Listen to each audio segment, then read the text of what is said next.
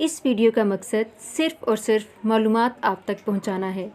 नाम की शख्सियात पर गहरे असरात मुरतब होते हैं और हमने इन असरात को मद्देनज़र रख कर मालूमात इकट्ठी की हैं और ये मालूमात मुशाहिदात और तजुर्बात की बिना पर ली गई हैं। इस वीडियो का मकसद हरगिज़ किसी की दिल आज़ारी करना नहीं है।